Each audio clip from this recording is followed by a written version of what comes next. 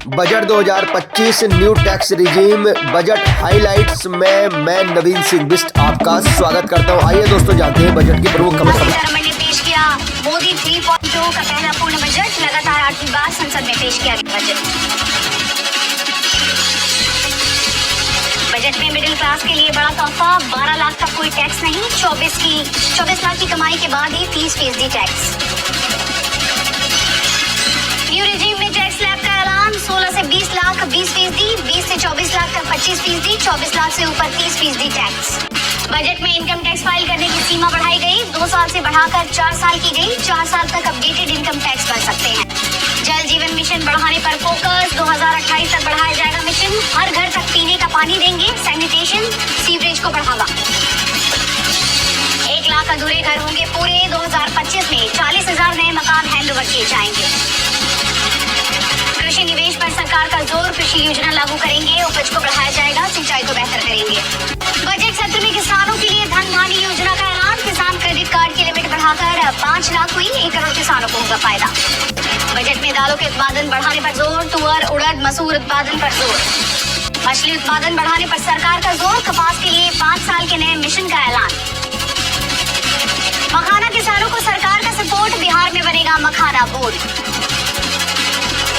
महिला उद्यमियों के लिए नई स्कीम। एक्सपोर्ट MSMEs के लिए 20 करोड़ तक का लोन। SC/ST की MSME महिला उद्यमियों के लिए विशेष लोन योजना। पहली बार उद्यमी बनने वाली महिलाओं को 2 करोड़ का टर्म लोन मिलेगा। बजट में सीनियर सिटीजन्स के लिए बड़ा ऐलान। सीनियर सिटीजन्स के लिए TDS की सीमा 50,000 से बढ़ाकर 1 लाख की। खिलौना सेक्टर के लिए खास स्कीम। मैन्युफैक्चरिंग के लिए नेशनल सेटअप बनेगा। इंश्योरेंस सेक्टर के लिए FDI की सीमा बढ़ी। इंश्योरेंस पर FDI 75% से बढ़कर 100%। कंपनियों को होगा इसका फायदा। आयकर पर सरकार का ऐलान। नया इनकम टैक्स बिल अगले हफ्ते आएगा। संसद में इनकम टैक्स बिल लाएगी सरकार। स्टार्टअप के लिए लोन 10 करोड़ से बढ़ाकर 20 करोड़ रुपए किया जाएगा। गारंटी फीस में कमी होगी। मेडिकल में 10,000 सीट। हर जिले में कैंसर अस्पताल बनाए जाएंगे। जिला अस्पतालों में बनेगा कैंसर सेंटर। IIT कैपेसिटी बढ़ाने पर जोर। 5 IIT में एडिशनल इंफ्रास्ट्रक्चर बनाया जाएगा। IIT पटना का विस्तार किया जाएगा। बजट में बिहार के लिए कई बड़े ऐलान। ग्रीनफील्ड हवाई अड्डों की सुविधा प्रदान की जाएगी। पहाड़ी इलाकों में छोटे एयरपोर्ट और हेलीपैड बनाए जाएंगे।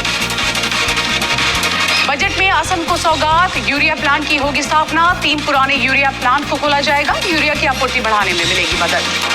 भारत में बने कपड़े होंगे सस्ते। बुनकरों के बनाए कपड़े भी सस्ते होंगे। बजट में लिथियम बैटरी पर छूट। चमड़ा, mobile phone, LED, LCD TV और EV बैटरी होंगी सस्ती। लेड और जिंक पर DT में भी मिलेगी छूट। लेड जिंक सस्ता होने से कई प्रोडक्ट सस्ते होंगे। 120 नई जगहों के लिए उड़ान स्कीम का ऐलान। उड़ान स्कीम से 4 करोड़ नई यात्री जोड़ने का लक्ष्य। सरकार ने 7 टैरिफ रेट को हटाने का किया फैसला। सोशल वेलफेयर सरचार्ज हटाने का प्रस्ताव दिया। बजट में आर्टिफिशियल इंटेलिजेंस के लिए खुला पिटारा। AI एक्सीलेंस सेंटर के लिए मिले 500 करोड़ रुपए। कस्टम ड्यूटी कम करने पर सरकार का जोर। कस्टम टैक्स के साथ टैरिफ हटाए जाएंगे। सोशल वेलफेयर सरचार्ज भी यहां पर हटाए जाएंगे। जीवन रक्षक दवाइयों को लेकर बजट में बड़ा ऐलान। कैंसर जैसी गंभीर बीमारी से जुड़ी 36 दवाइयां ड्यूटी फ्री। सबके विकास पर बजट का फोकस। वित्त मंत्री बोली ये दुनिया में ग्रोथ करने वाला बजट।